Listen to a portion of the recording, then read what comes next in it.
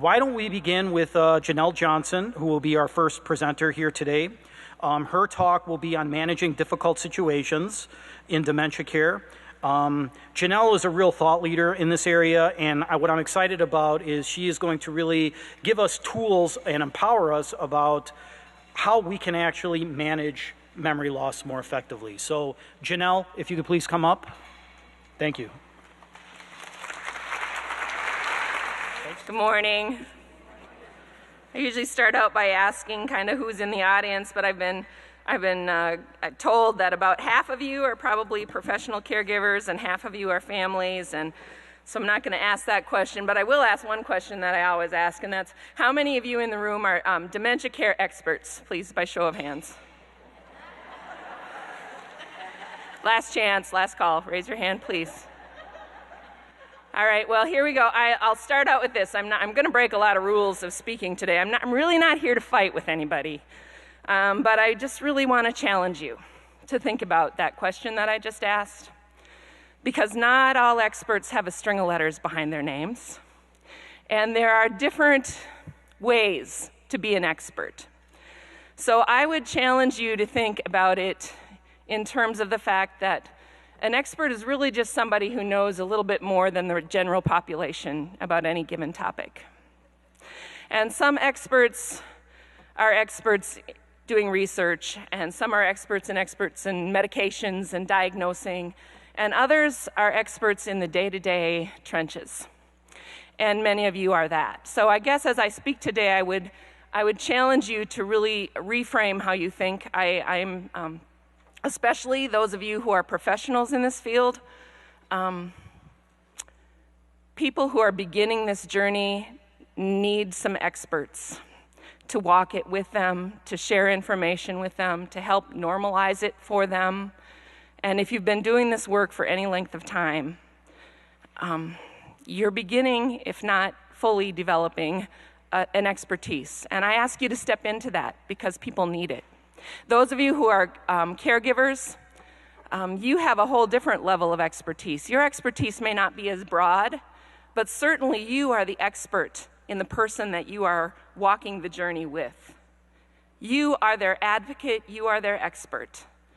Those of you who are in this room who are living with, I love Joe's word, memory challenges.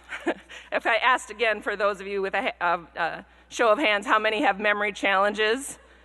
I have to raise my hand on that one myself, right? I love that word, memory challenges.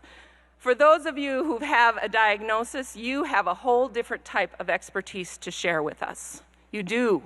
And so I'm going to start actually with an apology for using the word they, because I probably will. My career is spent teaching those who work with dementia, and often those in very advanced stages of dementia. I will undoubtedly use the word they. And I want to share with you a poem written by a man named Bob Savage, who is living with dementia, and it's entitled They. Who are these people who, after one word, we call them they?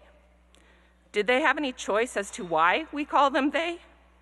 Sometimes just one word, dementia, is why they are they. Is a person any different after dementia diagnosed as they? We still love, hate, think, enjoy, cry, be depressed after they. We still love our families, friends, have enemies after they. We still love movies, parties, vacations, traveling after they.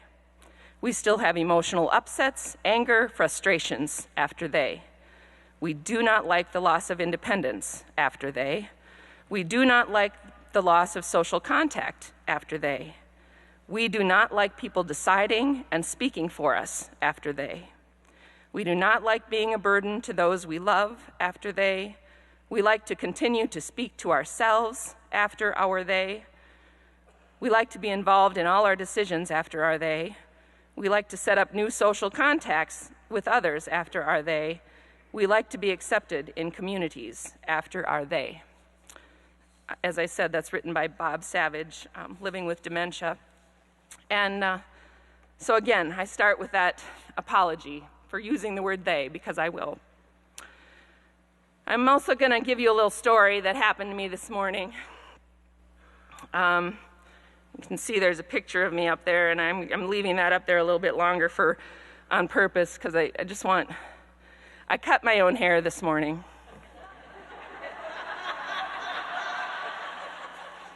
I got a haircut a couple of weeks ago that I wasn't all that thrilled with, and this morning at 5:45, as I was looking in the mirror at myself, I decided I needed to fix it. And I wasn't very far into doing it before I really realized I needed to stop that, so I did. But I tell you that story for a couple of reasons. First of all, I believe confession is good for the soul, and so I'm stating it publicly. I'm also, I don't need to be self-conscious now. If you're thinking about my weird hair, you know why. And secondly, if you need something to occupy yourself with later, you're getting a little bored with what I'm talking about, you can kind of, what did she do anyway? I'll let you guess where I cut. More importantly, I want to drive home the fact that we are not all that different. We are not all that different. I think as I evaluated, I had a good long drive this morning to think about my behavior. And I believe that my behavior this morning demonstrated poor judgment, lack of insight, impulsivity, perhaps a change in my personality, and a story that I'm going to tell more than once. I'm going to repeat this story. I am. And I will likely tell it to people more than once.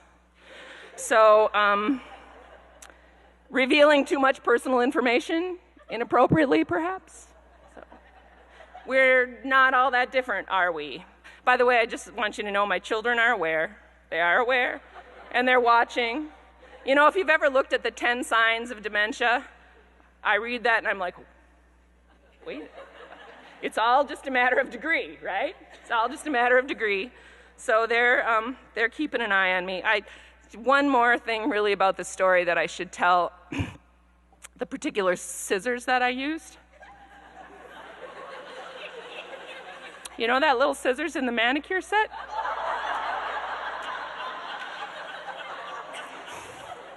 Was the only one in the bathroom. So as we're thinking about managing behaviors and things we want to change in the house, when you're getting rid of the scissors, don't forget the manicure sets.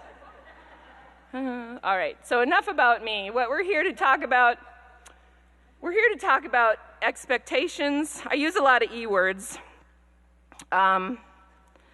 because I truly believe that whether you're a professional caregiver, a family caregiver, a care partner, even a person living with the disease, the diagnosis, it's all about having right expectations. Sometimes we need to adjust our expectations. I think when we do that, it creates empowerment, shared experiences, education, and again, that last E word that I used at the beginning, experts and expertise. We need to step into that. So, as we talk about expectations, why are expectations so important? When we have the right expectations, we know what to expect, and that helps us to do a number of things. It helps us to plan for the future. It helps us to prevent some anxiety and agitation, and it can help our loved ones with dementia as well. We all get anxiety and agitation sometimes, right? It helps us to have patience with them and with ourselves. It helps us to preserve abilities, and it helps to preserve the things, to persevere when things are hard.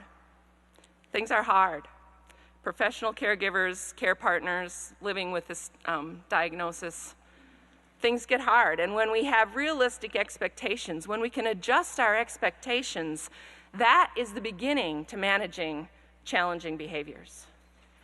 When we are realistic about what a person can and cannot do, what we can and cannot do, how we can best cope with it, what our resources are, when we begin to have realistic expectations, we can reduce our frustration. So what does that look like? As families, I think our expectations sometimes are related to the relationships within our families, right? We all come to this thing called family, and we have roles within the family, right? We have sometimes societal given roles, sometimes roles that we take within the family at an early age. Often, as care partners, we're caring for someone who's beginning to change in their ability to meet our expectations of their role. Perhaps they were the patriarch of the family. Perhaps they were the matriarch of the family. In that role, we look to them. We want them desperately to be the person we've always had them be in our life. As a family care partner, sometimes we need to shift that. Sometimes we need to think differently. That doesn't mean we take the role away. I had a wonderful conversation with a gentleman earlier about when you see those changes, that doesn't mean we do for. It often means we do with. And we allow them to continue to have that role as much as they can, but we partner with them. There's a reason that word is called care partnering. So sometimes it is the family, personal relationships that, the matriarch of the family who has always hosted every family gathering, or in my case, my father, who was the strong, my hero all of my life. And for him, it was more of the physical changes. My father does not have dementia. He does have some memory challenges. He doesn't have a diagnosis of it. But I distinctly remember when about 15 years ago, I needed to shift some expectations about my father. I was a single mom, and my dad stepped in. I was a young single mom, and so my dad stepped in and did a lot of things around the house for me, a lot. And probably 15 years ago, my dad's now 85, so he would have been 70. I asked him to do a project at my house, and it was as he was doing that project, it might have been too big of a project. It was just this little shed I wanted built in my backyard. It was a kit. It came as a kit. As I watched my dad, and he did it. But as I watched him do that, it hit me hard. My dad cannot do the things he used to be able to do. I got to quit asking him because he's not going to say no. I'm his baby. He's not going to say no to me. So sometimes we, as an adult child, need to shift our thinking about our parent, whether it has to do with dementia or a physical change. We need to shift that expectation. All of a sudden, my big, strong daddy can't do everything for me anymore.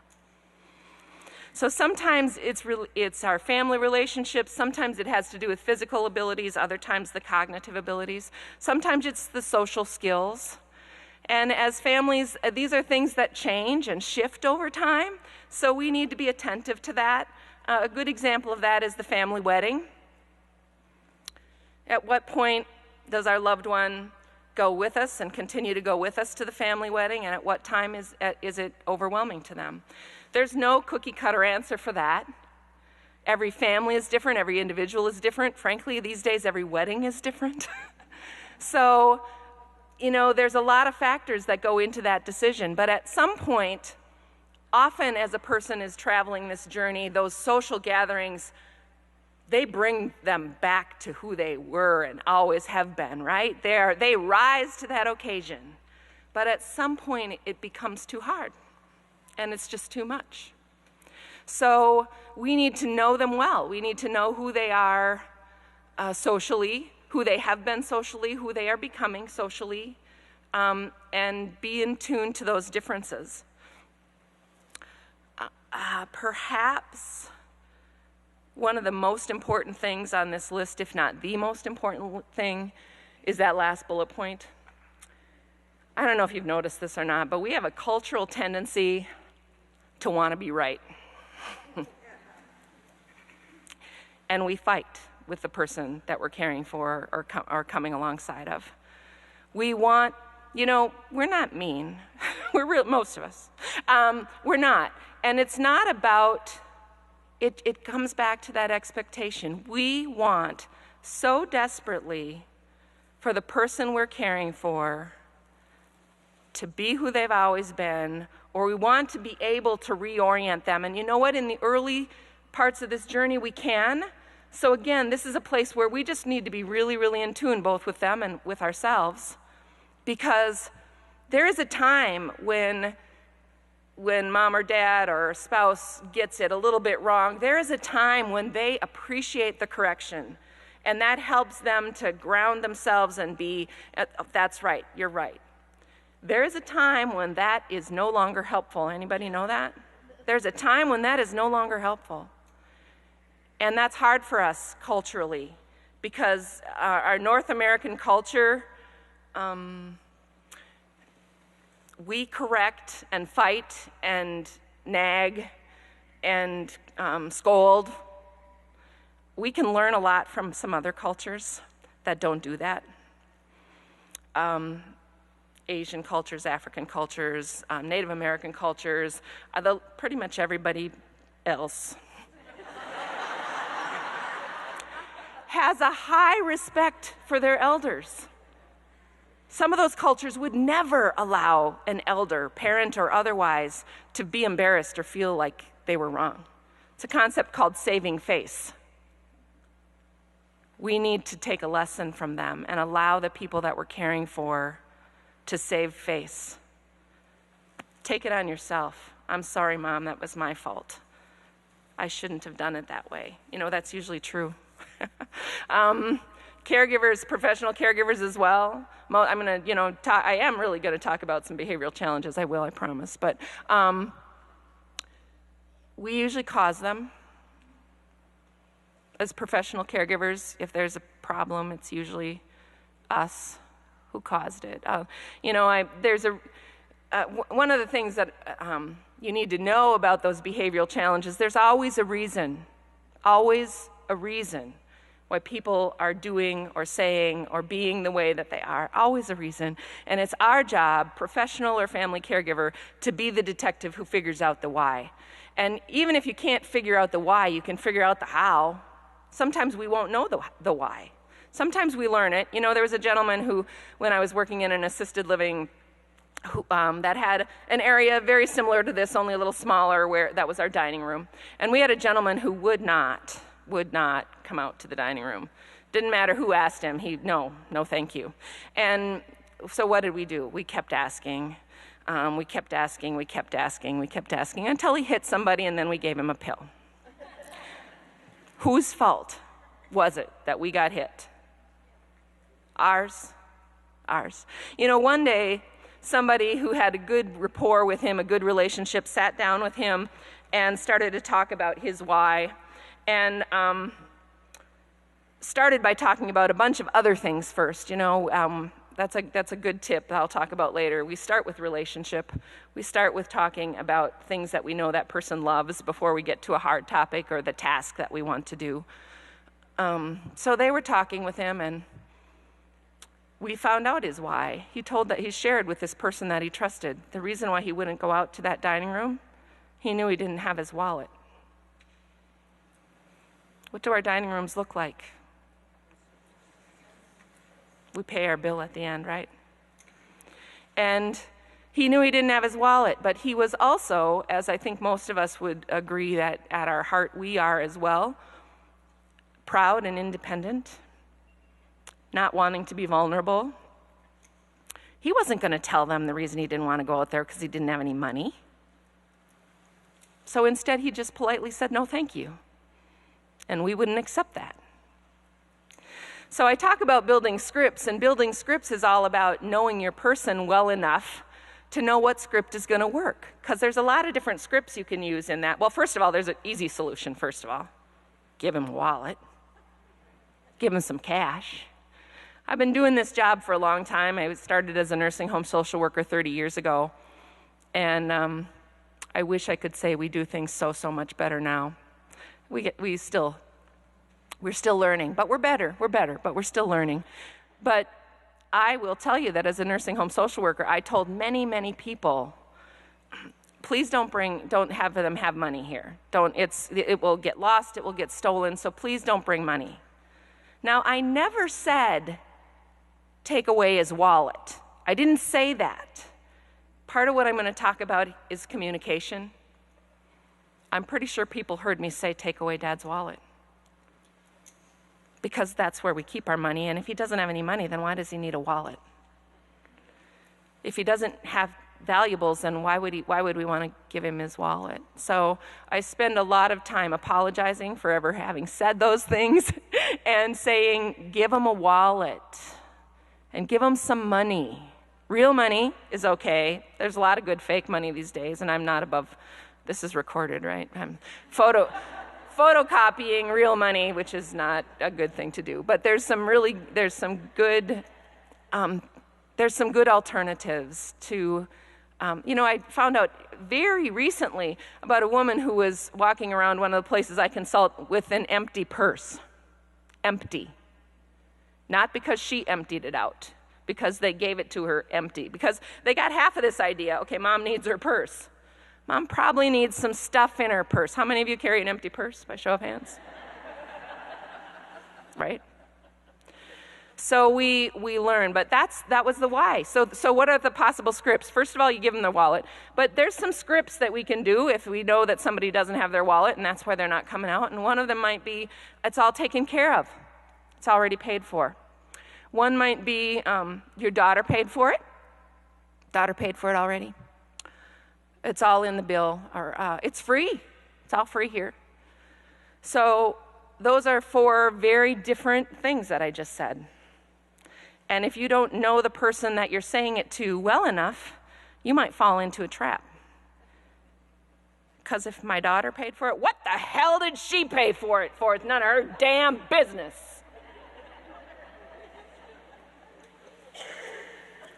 It's all free. Well, no wonder this place is going to hell. You give things like that.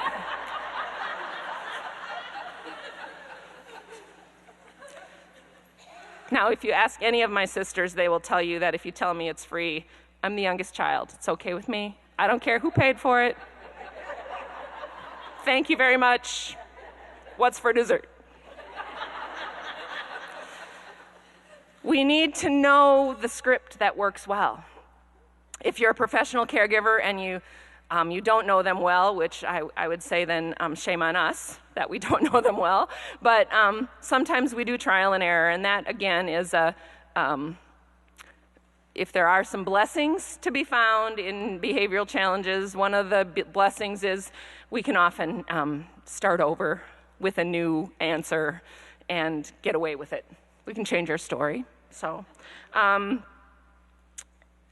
So those are some of the expectations that I think are challenges for families. As professionals, some of the challenges in expectations, we need to understand the need to change our approaches. We need new ways of doing things. We need to evaluate our physical spaces, and this is true. Joe was talking about the airport. I mean, every physical space, to be dementia friendly, we need to think about the physical spaces, right? Hospitals, rehab units.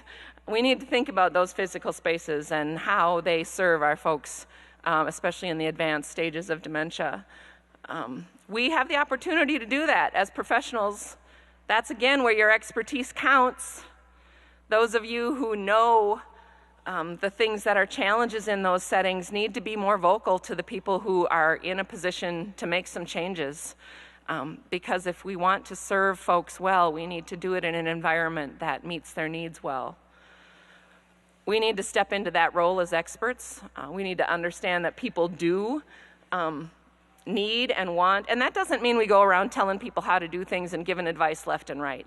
It does mean we say, you know what, that's not uncommon. Lots of people refuse to get in the shower. Lots of people refuse to change clothes.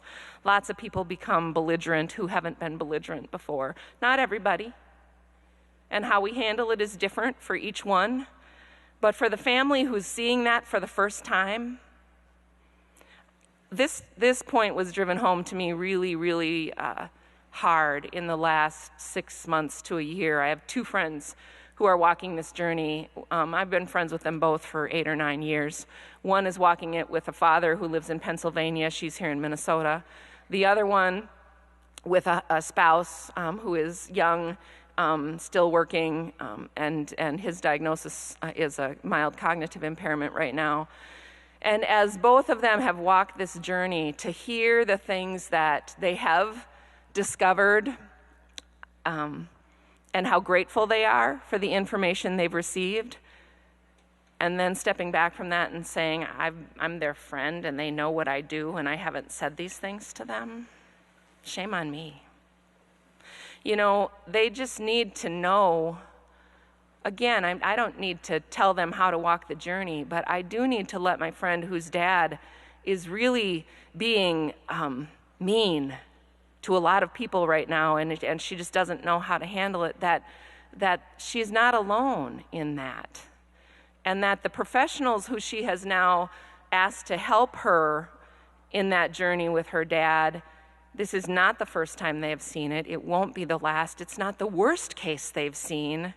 And that there's some, you know, a part of what we need to do as experts really is that normalizing process. And that's not to say, like I said, not everybody who experiences these diseases go through that journey, but many do.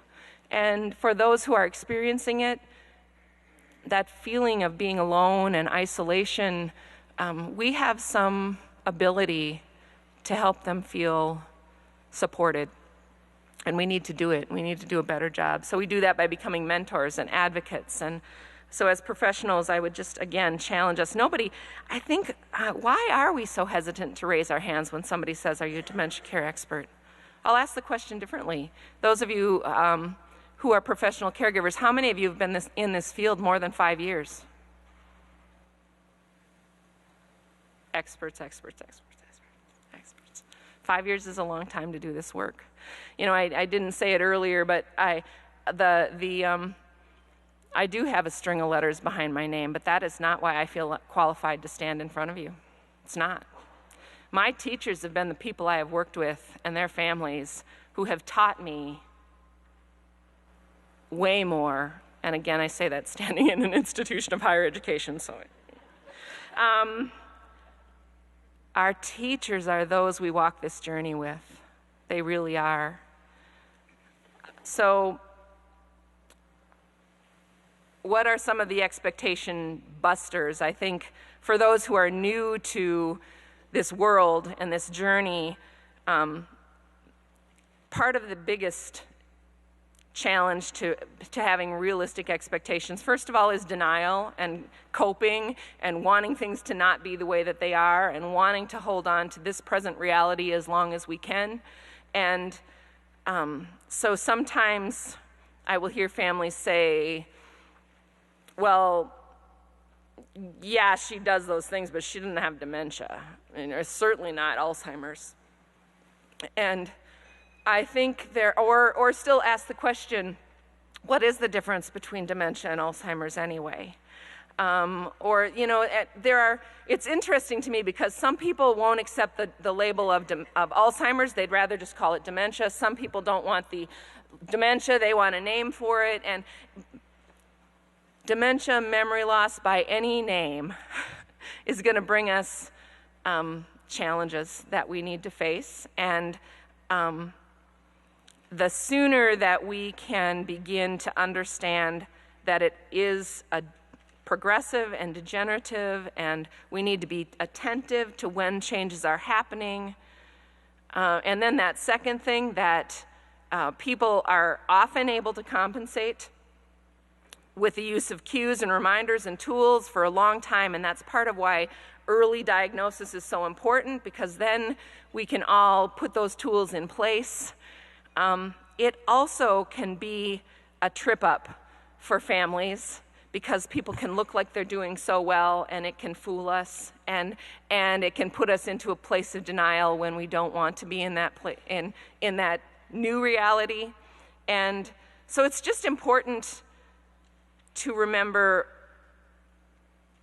and this is for professionals as well, they're not lying to us. There's that they again. But, it's not a lie. It's great coping. When I see something or somebody asks me a question and I don't really know, but I begin to think about, well, what must have happened and so I create my own reality, or I tell you a story, and later you're going to say, well, she lied about that. Oh, no. She used the best coping skills that she could. That's a strength. And so that's part of our detective work as we're walking the journey. Sometimes, Stephen Covey, there's probably others who have used this, but we need to seek first to understand and then to be understood, right? We need to ask more questions, and that'll help us understand things a lot better. I've had people whose loved one is in a assisted living memory care or a nursing home who is just grappling with information or trying to, well, they know me, and I believe that. I believe that they do know them, and so I say this next thing with a little bit of trepidation because I don't want to act like I don't want you to take it negatively, but sometimes a little bit of a reality check is important, and so sometimes, especially if a person is really struggling with their expectations, and I know that it would be helpful if if I can help them get to an expectation level that's more realistic, I will just challenge them and say, could you just do me a favor? Pay attention to the specifics, to the details of what your loved one is saying, and listen for the generalizations versus the details. What did you have for lunch? Oh, the same thing we always have around here. When was the last time they actually called you by your first name? And again, I say that there's a fine line between those sorts of questions and the kind of questions that are interrogating and are not respectful and that beat the person up. And I'm not talking about those kind of questions. I'm really not. I'm just talking that sometimes if you want to take a pulse yourself and just kind of check the water, where are we right now? Listen for the details, or maybe throw out a softball question about a detail, and just to give yourself a little reality check. That's all. And what do you do with that information? You know when it's time to shift your expectation. You know when it's time to start thinking differently about what we do next. You know when those harder questions need to be, you don't ask those questions anymore. You watch for that person's responses to how do they act when you try to reorient them. As we talk about communication basics, kind of moving off from expectations and just onto those basics, it is so important to remember. I think and again, remember, we're not all that different, right? So all of these things that I say apply to communication with anybody, not just a person with dementia. We need to be so in tune to that that communication is more than words. Actually, only 20% or less of our communication is what we say. The rest is our tone, our body language, rolling our eyes, so many things that fall into that category of communication, right? And a very, very small percentage of it being our words.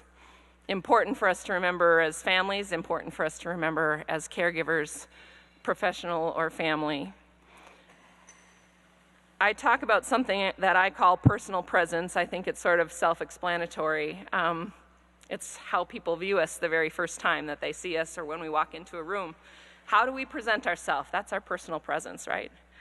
And when we present with a bright affect, with a smile on our face, although anybody ever had their smile get them in trouble? Anybody? Right? Yeah. What are you laughing at? What's so funny? He's got that damn smile on your face. Sometimes our smile gets us in trouble. And so I'll talk a little bit more about that in a minute. But our personal presence, I always default to the smile unless there's a reason not to. So it's how we show up. It's how we show up. Our goal, whether you're a professional caregiver or caring at home, our goal is to make the day better, or at the very least, not make it worse by our presence. So we need to learn what it is about the person that we love, the person that we're caring for, what helps to make it their very best day. What expression on my face? That's where the do I smile or don't I smile comes. How do I introduce myself? If I'm a professional caregiver, maybe a home care agency, coming into the person's house, if they look at me and talk to me, if it's the first time I've been there, if they put on a big smile, oh, hey, how are you? It's so good to see you. I am not going to say, hi, I'm Janelle.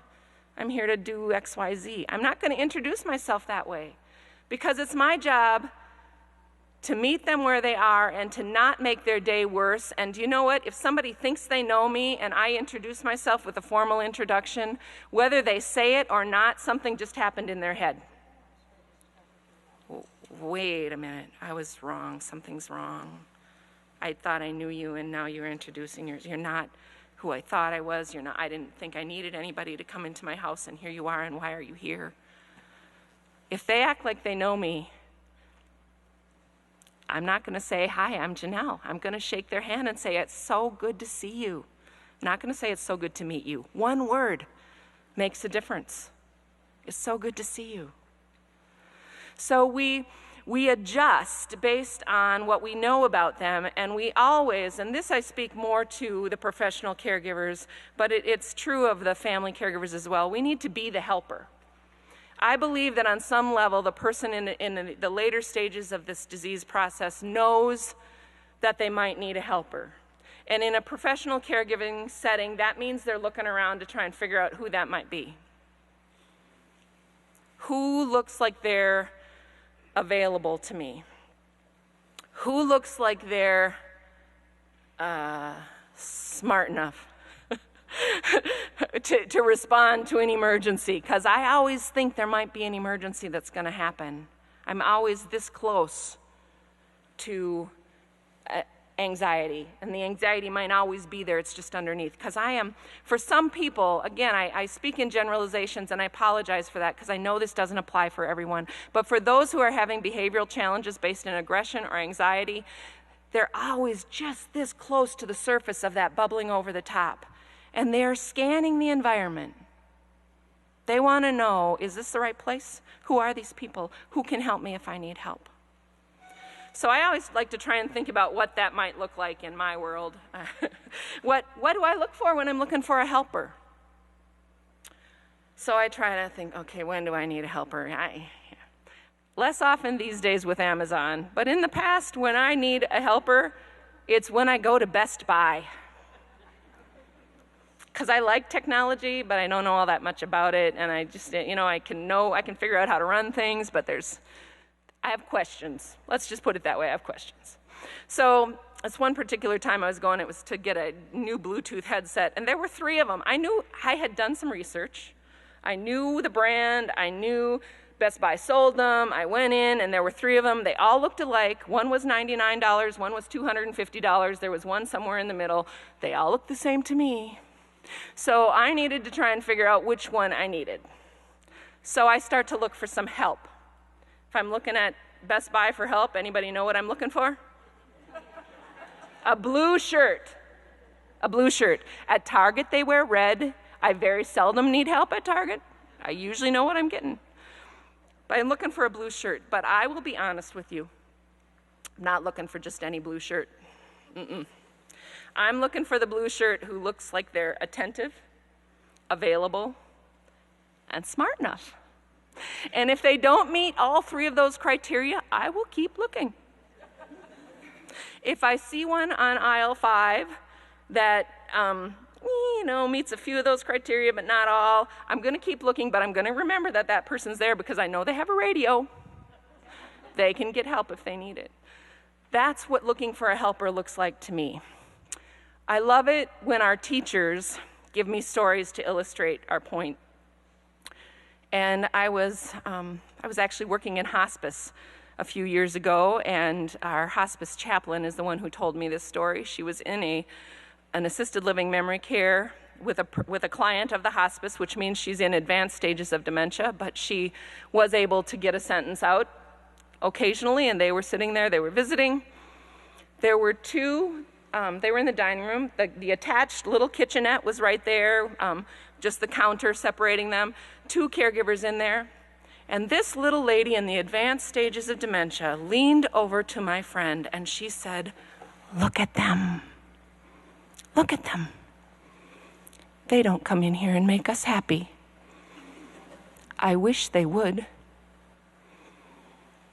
Something about the very instinct of that woman in late stages of dementia knew that those women in the kitchen were supposed to be her helpers. And something about how they were behaving, their personal presence, might have looked like this. Or it might have just looked like them engaging with each other and walking past them several times a day and never saying hello. But something told her that they weren't available to her. We need to be available. Our personal presence needs to be on, even when we're not feeling on. That doesn't mean we always need to be happy or insincere, because let me tell you, a person in the late stages of dementia is always going to be able to tell a few things, and one of them is who is sincere. If you're just saying words to them, they know. But as much as you can, we need to show them that we are their helpers. So, I got another story I'll tell. What am I doing for time? I'm still good. I was in a different, also in this hospice role, I was visiting somebody in this memory care unit, and one that I visited quite often. And so I saw this woman who was there, and she obviously, to me, was new there. I had not seen her before, and I was there almost daily, so I knew that this was a woman who must have just moved in. And so I watched her, and she was communicating. You know the thing about this nonverbal communication thing? It's not just us who communicates that way, right? The folks we love and care for communicate that way as well. And so as I watched her, she was communicating a few things. She had her purse really tight underneath her arm, and her face was kind of like this. Very tight, very pinched, and she was going around from door to door. I'm not supposed to walk away from the microphone. She was going around from door to door, and she was taking the levers, and she was saying, I gotta get. And as I sat there in this small area, a fraction of the size of this room, there were 3 caregivers all kind of standing there. Again, these were professional caregivers, and they were just watching her. And I sat there. Okay, so you might have figured this out about me already, but I'll just, again, I'm all about disclosure. I don't mind my own business very well. It's true. But here's another thing that I believe. I believe that when we see someone in distress, and we have some skills, some, shall I say, expertise, that can help a person move from that state of dis-ease to comfort, then it is our business. If nobody else is doing it, it's our business. If you're a caregiver in that facility, it's your business. It's your business to act quickly, because part of dealing with a behavior, with a challenging symptom, whatever word you want to use for it, part of that is our being attentive and intervening early.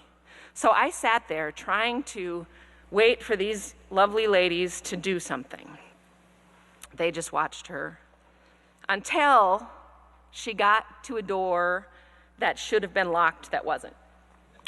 I knew it was supposed to be locked, but as soon as that door opened, they swooped. But they still didn't get close. They just started saying, Mary, why don't you go sit over there? Mary, go sit over there. And as I continued to watch that situation, Mary ignored them and moved to the next door. I gotta get. And as I sat there trying to mind my own business or to give them the opportunity to rise to the occasion, and as soon as it became apparent to me that they were not going to. I excused myself from my conversation and I went over to Mary. Now, I did not know Mary. I knew a few things about her. I knew she was probably new there because I hadn't seen her before. I knew she was distressed because that was apparent. I now knew her name. The helpful ladies had at least given me that little bit of information. They had also given me one more piece of information. Mary might hit me. There might be a reason that those ladies didn't get too close to Mary, right? So I tried to follow my own rules. These are pretty basic rules. Again, a lot of what you'll hear me say today isn't new information. I just hope that maybe it helps you to think about it a little bit differently. But we approach slowly. Why? Why do we approach slowly? Because we don't want to get hit. Well, that's one reason. The other reason we approach slowly is because we don't want to startle them, right? I want you to think for a minute about a time that you've been startled. For me, I'm at my home. I live alone, but I have a grown son who sometimes shows up. So if I am at my kitchen sink doing the dishes, and my son comes up behind me and I didn't know he was coming, that startles me, right? What does it do physically? It makes my heart beat faster. It just sends me, right? But then I see him. And here's one thing that I will admit to having some memory challenges. But for the most part, my brain is still working pretty well. So when I know that that was my son, I can calm myself pretty quickly. People in the later stages of dementia can't do that anymore. It takes them longer. So that racing heartbeat, that feeling of anxiety, it's going to take us a while to convince them that everything's really okay. And even when they make that connection that everything's really okay, those physical changes in their body are going to hang on a little bit longer. So it's going to take that much longer. There's a very, very practical reason that we don't want to startle them. We probably wanted to accomplish something when we approach them, because unfortunately we don't stop to visit just to chat all that often. I wish that was different. But so we need to not startle them. We come to the front as much as possible. Some people will train not directly from the front because there's an element of threat or a defensiveness when somebody comes straight at you. I just think it's important that they see you. It's important that you move slowly. It's important that we get to eye level because that communicates. It communicates respect and that I really want to communicate with you. With a smile, ... Remember what I said? We don't approach with a smile if a few things. If, first of all, we know that it's their personality. If we know that it's their personality to be a little suspicious and or they've told us once before to wipe that grin off our face, we don't start with a smile then. We start with a more neutral, and in the case of Mary, she was distressed. Part of how I approach her needs to communicate that I understand that she's distressed. A big smile's not going to do that. Hey, Mary, how are ya? I can see how you are, Mary. It's not really happy.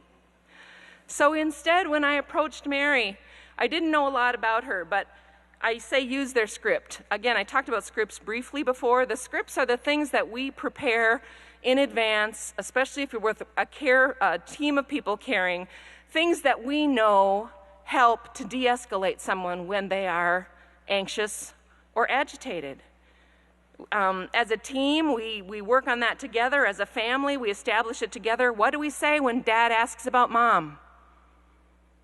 Rather than struggling with that every time, at some point you decide what the script is. And sometimes that's the truth, and sometimes it shifts into something that's not the truth, and sometimes it's something in between. You really miss her, don't you? You haven't seen her for a long time. That's riding the fence. I didn't lie, right? So we know their script. Well, I have a script that I use for people that I don't know very well that I think are distressed because I know it works. I've used it. It's actually it's coming up. It's on page 4 of your handouts, but I'm going to talk about it right now. Trust, T-R-U-S-T. The first I talked about here is going slow. The T for that is tempo. We move fast. We are in a fast-paced society. We are in a hurry. We have lots to do. And our pace communicates. It communicates a lot of different things. But again, as I think about a person in the advanced stages of dementia, and when they see, again, if I'm just below that level of panic, and I start to see somebody who's moving quickly, it very well may affirm my suspicion. There's trouble. There's trouble. So I need to do one of two things. I need to get up and help, or I need to get the hell out. So we need to be careful what we are communicating. And we do that in part by our pace. Our pace, if it's calm, if it's metered slowly, our pace can bring peace. It can. That's the T. R is relationship. Again, we always start with a greeting. We always start with what we know about them. We always start with, if we know them well, what we know calms them down. The U, understanding. If there's an emotion that we're seeing, we acknowledge it. So with Mary that day, I started with, Mary, you look worried. I didn't approach with a big smile. Hey, Mary, how are you? I said, Mary, I didn't start with an introduction. Hi, Mary, I'm Janelle. I know what I'm doing, and I'm here to help you. No. I said, Mary, you look worried. And at that point, she shifted her attention to me. Unlike when the other ladies were saying, Mary, Mary, go sit over there. She shifted her attention to me. And then I used the script that I use with people that I don't know well, who I hear looking for their mother, asking to go home, or sometimes simply sitting in a Broda chair in a nursing home calling out. Maybe calling out with words, and maybe just calling out with moaning. I use these three things, and I would challenge you to use them as well. Professional, family caregiver. If you're a family caregiver who visits anybody in a facility, you will have the opportunity to do this, I promise. And I would love to have you try it and let me know how it works. It has never not worked for me. To at least calm them for a minute. Three things. You're in the right place. Your family knows you're here. There are people here to help you. And I will add variations to those three depending on what I know about them. That middle one, you're in the right place. Let me tell you, they are wondering if they are in the right place. And if it doesn't feel like the right place, then they want to go. Why are we surprised that people want to leave? They're afraid nobody knows where they are. They're afraid they're in a place that's dangerous. They're frightened. So that's the S. This is the S part of trust. They have to feel safe. So the second one, if I know who their people are, I'll use their names. Barb knows you're here. Jim knows you're here. I might use their relationship. Your daughter Barb knows you're here, but she might not know that Barb's her daughter. So I'm just going to say Barb, if that's a familiar name.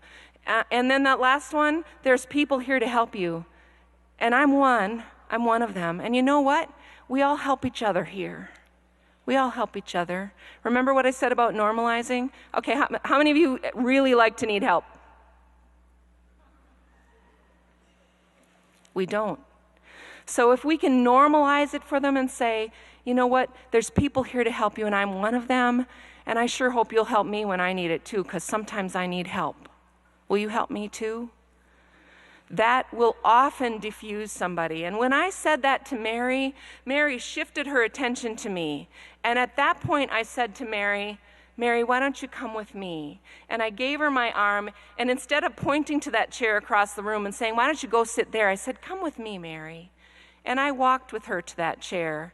And I helped her to know what I wanted her to do, to sit in that chair by showing her. You know, we're not going to talk a lot about the physical changes in the brain or how you need to, but one of the things that we know or will learn really quickly is we need to say things in short steps. You know, walking from here to there and sitting in that chair sounds sort of simple to those of us whose brains are working. Mary's brain wasn't working so good right then. And so I said, come with me, Mary, and I walked with her and I showed her. And then she sat in that chair. That purse, remember I said that purse that had been clutched so tightly and the face that was pinched so tight, all of a sudden that purse was at her side. She had let it go. It was sitting at her side in the chair. That face that had been pinched up so tight was now relaxed. She wasn't smiling, but she wasn't tense anymore. And I had given her one of the tools that any good memory care will have, which is pictures of puppies or babies or something. And so I handed her that, and she was looking at it. And I will tell you, I don't know how long it lasted, but I will tell you, I know I was there for 20 minutes. And the whole time I was there, she was sitting there with that book. And the last T of my acronym TRUST, time.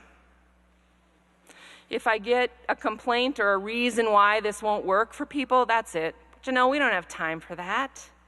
We don't have time. My answer, always going to be the same, never going to change this answer. Do you have time for the fight? Do you have time to de-escalate the person when she goes off the rails? Do you have time for that? Because somebody's going to have to take time then. Wouldn't you rather invest the time early in relationship and in understanding and in building rapport? And again, I'm talking to professionals in the room right now, but that doesn't mean that this doesn't apply to family caregivers, especially if they get to the place where they're not so sure who you are anymore. And those are hard words to hear, but for many families that time comes. And the better you can get at using these tools and understanding that if we change the way we relate to people, it goes a long way in keeping us from the next set of information I'm going to talk about, which is what to do when they do go off the rails. Yeah. It is. Okay. Hi, can you hear? Oh, yeah, you can hear me. You have such good information, Janelle. I'm saying, how do we let her know we need to do Q&A? Because I have 15 questions for you, probably. Okay. So thankfully, you have her slides. You've got that content, right? We have had so many wonderful people turn in questions. We've got until 10, so it's kind of rapid fire. That's right. Is this an okay time to? That's fine. That's okay. fine. And I will still be here. I'm around, yes. so you can come Janelle's and talk a to me. wonderful resource. Yep. Okay, so I'll ask you questions. If you come up with new questions while we're going about this, fill it out on your little note card, raise your hand, and someone will come grab it. These first couple ones are about communication. How do you tell someone, is it okay to tell someone that they have dementia when they ask, what did I do wrong? Or what if a person doesn't recognize they're developing memory loss? Both good questions, and as any good trained person who has the letters JD behind their name, I'm going to say that depends. But it really does. It really does depend. It depends on what you know about that person, who has already talked to them about those things. The hard questions or the hard information, I truly believe that everybody deserves the truth once, at least once. They're going to do with it what they want to do with it. They're going to do with it what they can do with it. We all process information.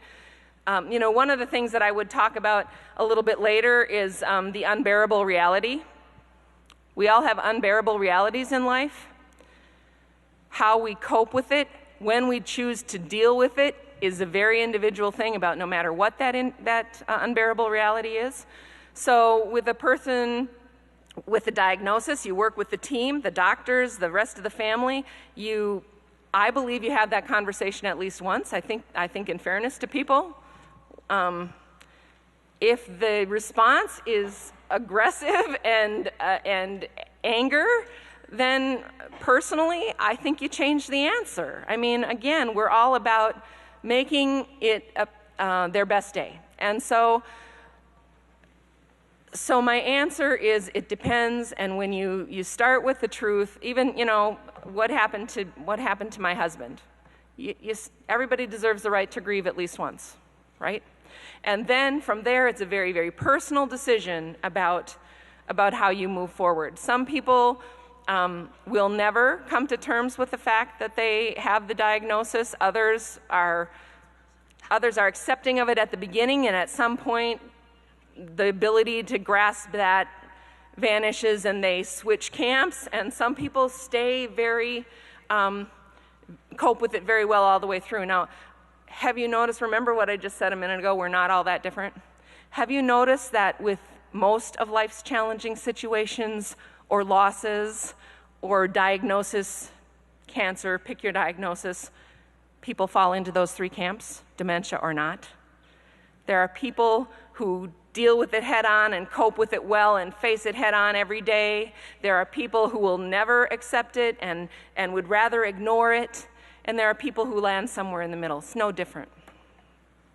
Thank you. So similarly, how do you handle it when someone has died, such as a spouse or an uncle, and the person with memory loss is asking constantly where that person is? And someone particularly commented on some family dynamics that are happening where a sister is saying, she died, and then dad cries.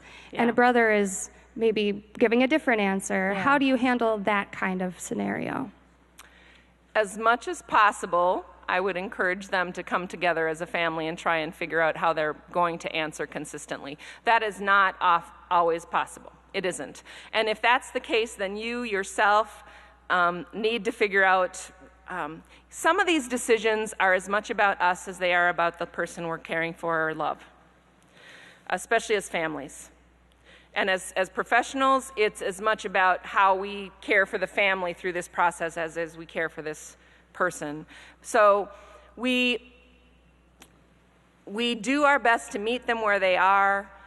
I believe it's our job to make if the response is always grief, and then we change the response. And as I said earlier, there's ways to answer that question. Some people are very comfortable with the therapeutic lie. Other people say, I'm not ever going to lie to my mom. Well, you know what? Then there's a way to answer that question without lying to your mom. Mom, I bet you miss Dad. You haven't seen Dad for a long time. Would you tell me again, Mom? I love the story of how you met Dad. You know, I didn't get to talk about stories. We all have stories. Our lives are a series of stories. Let them tell their stories. Ask them their stories. That's a way to get around the lie. So I guess that's my quick answer. I know you have more, so I'll quit. You lead right into this other one. How do you let people know that it's okay if they say they are not hungry? We have to honor what they are saying, otherwise it becomes more of our issue than theirs. Right. It's really, really important that as we go down this journey, and especially in the later stages of this journey, that we understand, that we help others to understand some of the physical changes that happen in the body. And one of them is not being as hungry anymore. And I think the way, I was just actually having this conversation with a daughter the other day whose mom is definitely in the late stages and on a hospice program. And the daughter said, well, I don't push it. When I offer her a drink, I just say, please, Mama, please. And I just encouraged her, you know what? I know it's hard, and I know you really want your mom to take that drink. But the please communicates a lot of different things. And it also communicates a guilt trip. If Mom really isn't thirsty and her body is really telling her she doesn't want that food or that drink, I said, you don't have to quit asking her, and I won't quit asking her. That very same day, I had picked up her orange juice and said to her, Mom, would you like a drink of orange juice? And she said, no, not now. So I set it down, and we talked about something else. And I told her daughter, that doesn't mean that you can't ask that same question 15 minutes later. Not 2 minutes later, please, but 15 minutes later.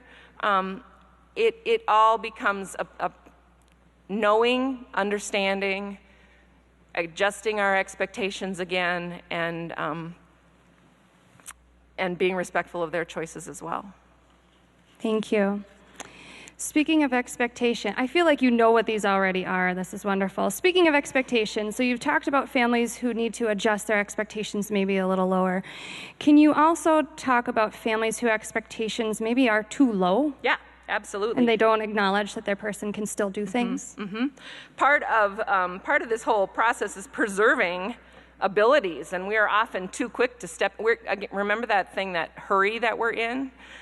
We often are quick to begin to do things because we're in a hurry, and it's quicker for us to do it than to ask them to do it. And so we do need to understand that part of doing this journey well is preserving abilities, so recognizing the strengths and recognizing the fact, even I I watched a video that was actually from some Australian care center, and I use it sometimes. It's a woman, again, very, very advanced stages of dementia. If you sat and looked at her, you would think, I probably need to feed her. And as she sat there, her care partner helped her get the spoon in her hand and did what I would call a kickstart. She just helped with that first bite. And once she did that, her mother ate that soup by herself. It was soup, by the way, too, not a sandwich, not finger food. It was soup. And she had enough motor memory, enough still retained ability to feed herself. She just needed a kickstart. So again, as care partners, we just need to be attentive to what they can. There's so much that they still do and can do, and we need to not take that away from them carefully. We might need to limit the choices. We might need to say this or that instead of the whole closet full of clothes, but we honor and respect them, and I'm really aware of how often I'm using the word they and them right now. We just really need to be attentive to the retained abilities. Thank you. This comment is on the word behaviors. Working with families who find it negative when talking about their loved one with dementia, using the word behaviors. Is there another word you would suggest? Yeah, well, and I can suggest it, but I think it is really, really hard to move away from that word. Behavioral challenges, behavioral symptoms, still uses the word behavior. Symptoms and challenges without the word behavior. I mean, honestly, those are the most common ones that I've heard. Challenges and symptoms. They are symptoms. Recognizing, I think the whole point of getting away from the word behavior is that somehow the word behavior suggests intent or suggests the ability to change. And so I don't necessarily know so much that we need to change the word, although I know that some people just cringe every time they hear it, as we change our understanding of what it means in this particular arena, which is not that it's something that anybody is doing intentionally or can control. It truly often is symptomatic. It's often symptomatic of what we are doing. So if we can, I think maybe the better thing is to say, what is your behavior? How can we change our behavior? Absolutely. This is actually a suggestion as an answer to a previous question. If a loved one has died and the person is asking where they are, simply say, you're not sure right now, and ask, where do you think they might be?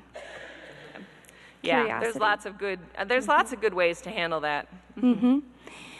Situation where his wife, when they bring up the thought of moving to an assisted living, she thinks that they will put her there and leave her alone.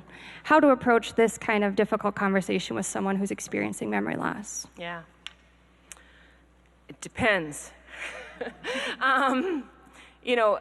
Where are they in this? How able are they to grasp the situation? How early in the process are we having this discussion is a key point to how I would answer that. But, I think, as with any communication, open communication, honesty, saying hard things, asking hard things are the way to get through all of those problems, knowing your own family dynamics. But we avoid, none of us like confrontation, none of us like hard discussions. I think history is a great predictor of future. So if you can let that person know and reassure them that you've always been there for them and that you're not going away, and demonstrate that early and often, those will often dispel those myths and those anxieties. In terms of communication, you talked a little bit about this, but what if what makes their day better, I'm thinking this means the person with memory loss, makes our day worse as a caregiver? Again, it's all about balance. I've talked about, so some of the answers to those questions, if I haven't said this before, you need to think about how it is for you as well. So the whole, because I will get the, do I tell them we're going to a facility or not? And especially if they're not going to remember that I told them. And a lot of that has to do more with yourself as a care partner. But as far as especially for professional caregivers, it's like, buck up, honey. There are people with a type of dementia that becomes a little bit, especially frontal temporal dementia, that might be, I think sometimes looks a little bit like OCD, and they need familiar, they need routine, they need, and again, this is an overgeneralization, it's not everybody, but, and they might want to watch, I had a gentleman who wanted to watch the same episode of Cheers, not just the show Cheers, the same episode of Cheers multiple times a day. And as an 8-hour-a-day caregiver, you suck that up. As a shift worker, you know what? It's our job to make as a family caregiver, you do as much as you can to make their day the best that it can be, knowing that if you at some point or someday need to deviate from that to make your own day a little better, there's going to be a consequence. That's all. You need to know that that's going to impact, it's not going to be their very best day. And we can, we can't really do behavior modification. We can hopefully create some scripts that is going to make those two worlds come together a little bit better. And as a care team, talk about things that are going to help make it so that your best day and their best day mesh a little better. When a diagnosed loved one, or a loved one diagnosed with memory loss, talks about ending his life intentionally, when it gets too bad, how should a caregiver handle this? In 5 minutes or less. Just kidding. Yeah. Right. Wow. Again, I'm going to say, first of all, if they're really serious about it and have a plan, then you need to take the steps to let the right professionals know and get some professional help in that situation. If it's a very general statement, and I think people make those general statements sometimes, it would be better if I was dead. I think, I'll repeat myself, open, honest discussions about those feelings is uncomfortable and hard and necessary. And I think that will help both you and them to have, talking about it. We have some great examples. The book Still Alice is a great example of somebody who had the plan, and talking about, bringing up that fictional story and saying, talking about it, getting the professional help that you need, acknowledging, I talked before about the understanding, and the acknowledging the emotion is a really, really important piece with, again, anybody, I think. We all want to be validated, right? So acknowledging it, not ignoring it, not brushing it under the table, and I think that will be a discussion that will probably continue to rise more and more. Right along those same lines, how can we find or locate a therapist who's experienced working with families and individuals with memory loss? I'm getting a little bit outside of the realm of my expertise, but I certainly know that the Associated Clinic of Psychology is a large organization that does a lot of work inside nursing homes and assisted living facilities, and I believe they have some clinic space as well outside of that.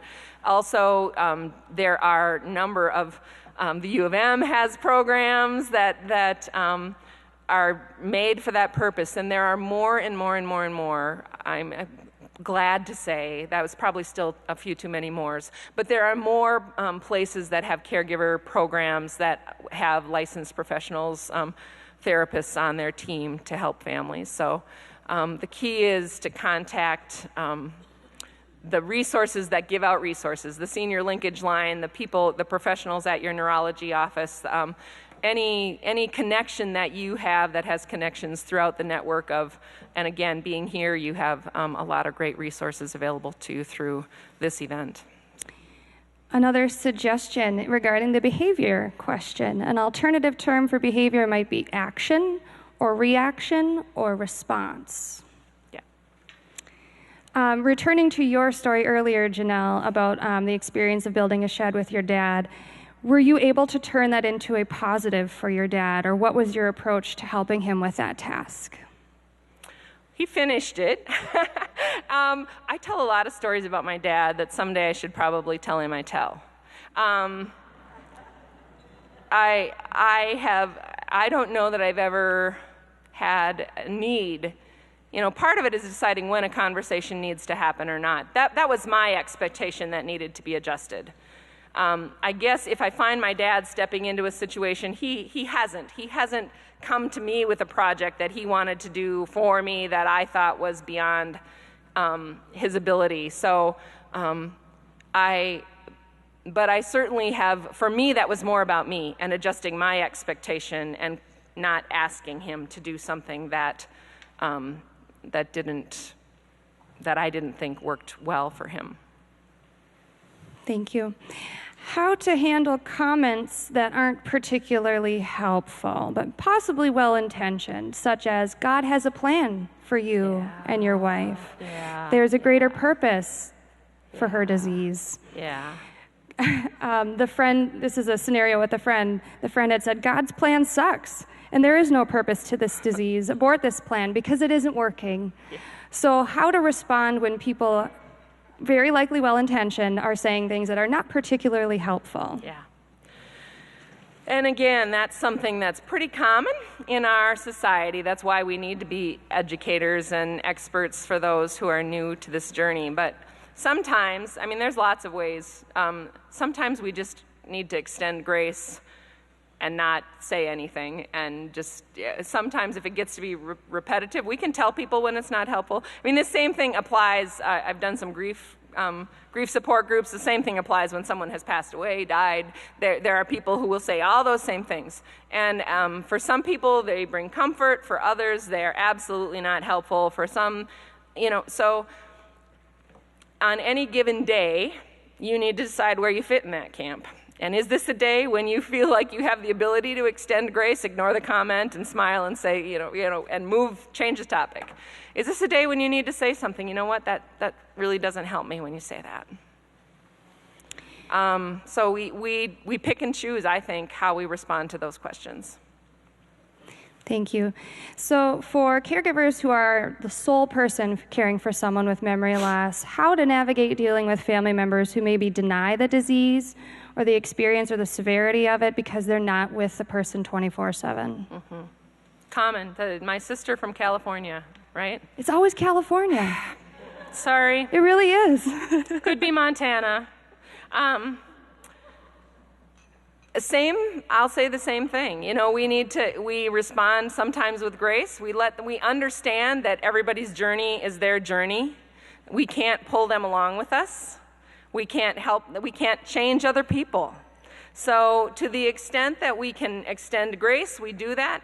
If they're actually making the situation worse and we know it's going to backfire onto us, then sometimes we might need to step in and say, this conversation happens somewhere else, not in front of our loved one, and we need to have a little reality check conversation, sometimes pulling in a professional to help with that. Sometimes our family members who can't hear it from us can hear it from somebody else. So again, there's, find the resources. As a person who is the 24-hour person without a lot of support, a few things. First of all, recognize that you might not yet have labeled yourself a caregiver or a care partner. You are. You're not just a daughter or a spouse. And that there are some resources. I wish there were tons and tons of them, and I wish they were easier to find, but they're there, and there's getting to be more and more of them all the time. And there are people who can not only help your day-to-day be easier, but that can help you with those very, very difficult situations.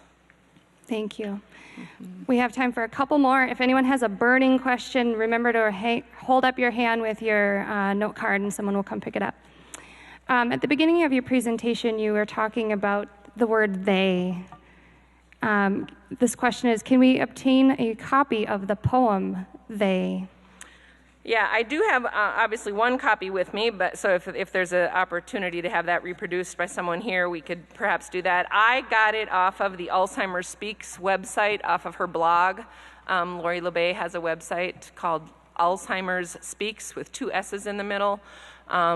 She does some work with Bob Savage, and so that's where I found it, and you can find it there as well, but I can try and get you a copy. And if you stop by where I am and give me your email address, I can email it to folks as well. Do you know of conversation starter lists for visiting someone with middle stage Alzheimer's? The weather? Conversation starters with someone in the middle stages are probably, well, first of all, if you know the person well, it's dependent on what you know about them and what they love. If you don't know them well, it's the same conversation starter you would use to start a conversation with me, probably. I don't think I'm middle stage yet, but. That's part of the overcoming the they. We're all people, right? The same things you're interested in talking about is probably what they're interested in talking about, and if not, they will let you know. And part of respecting an individual is just treating them like a person. So for someone who has poor short-term memory and asks the same question every 5 minutes, maybe not as heavy duty as where's my wife and she's died Right. kind of question, but where are we or what are we doing? How do you respond? What's the best practice for responding when someone's asking the same question every 5 minutes? Sometimes people start with notes. Those are useful. Calendars are useful. Cues and reminders in the environment are useful. At some point, they lose their usefulness. Coming up with a script. There's a trainer that some of you may know, Teepa Snow. I love Teepa Snow's stuff. And she would say that when the person says to you, "Have I ever told you about the time?" The answer is always, "No, please tell me about that. I'd love to hear about that." When I talk about stories, especially if it's a story, but even if it's a question, remember that whole thing about there's always a reason? There's a reason. So sometimes the scripts that we develop can help lessen the question because we help them to feel at ease in their space. So it might be around building the scripts, but we live our lives through stories. We tell stories, I tell stories, you tell stories. Let them tell their stories. Learn their stories if you don't know them well. If they're able to, our stories are our legacy, and they're beginning to create their legacy through the stories that they're telling. Learn them, tell them back to them, tell them for them when they can't tell them themselves. I think this is our last question here. Unless there's some holding out there, can you address some resources and services in cross-cultural communication or cross-cultural care for the elderly? I'm just going to generically refer you to some of those agencies I talked about earlier that I think again, more and more cultural sensitivity is there's more information out there. Off the top of my head, I don't have a list in front of me. I want to give some points to remember quick if I have time to do that. You absolutely do. All right. So a few points to remember if you remember nothing else that I said, and try to forget the haircut story. But we are not all that different. Those of us who are on this journey in any arena, we're all experts or becoming experts. We have information that other people need. And finally, we all have a story. Choose your stories well, listen to their stories well, share them often, and begin to share, to shape the legacy that you will leave through your stories now. Thank you.